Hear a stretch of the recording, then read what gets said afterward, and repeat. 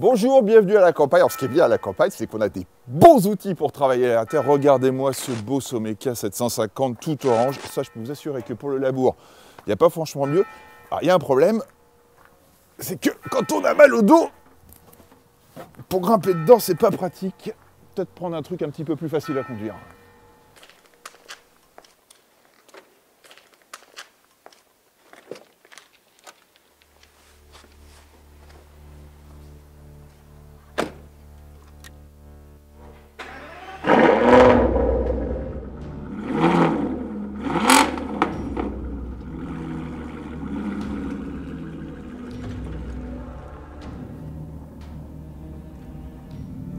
Bon alors le orange c'est sympa, mais alors franchement je préfère quand même nettement le bleu, surtout quand il est signé Aston Martin, qui plus est dans la Vanquish S de 600 chevaux, ça mérite un petit tour quand même.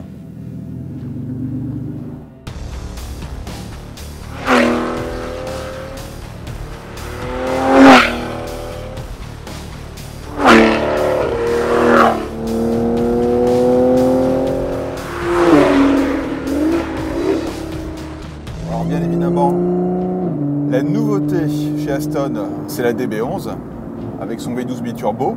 Mais aussi bizarre que ça puisse paraître, Aston a décidé de ne pas dire totalement au revoir au moteur atmosphérique avec ce qu'on suppose être la dernière version de la Vanquish, ce modèle S avec un V12 atmosphérique 6 litres de 600 chevaux.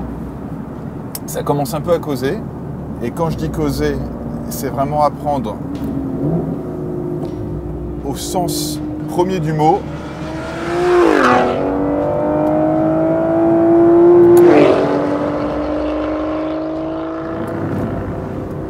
Ça donne des frissons.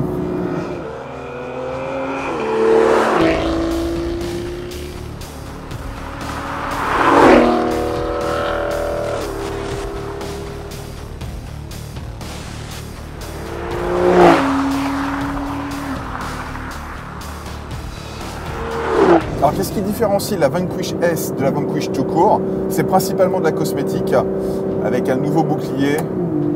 C'est également très légèrement des liaisons au sol, puisque Aston Martin nous dit avoir revu et avoir durci les suspensions, ainsi que les ancrages de barres anti-roulis.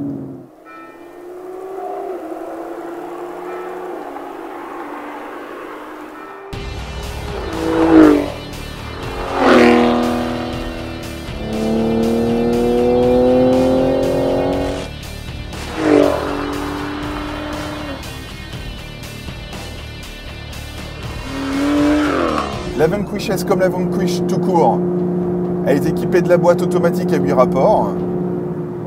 Et une fois n'est pas coutume, on préfère l'utiliser en mode manuel qu'en tout automatique, où on note quand même par moment une certaine latence, donc ça c'est vraiment dommage. Alors la Vanquish S est-elle une super sportive? Non, toujours pas, malgré le fait que les amortisseurs, la suspension aient été raidis. Ça reste une voiture lourde, qui n'aime pas les virages appuyés, et qu'il faut conduire avec des œufs sur le plat, dans des conditions comme aujourd'hui.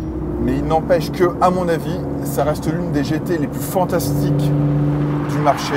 Oui, il y a plus dynamique, mais la suspension, si elle est un peu chamallow pour envisager les longs trajets, il n'y a vraiment pas mieux.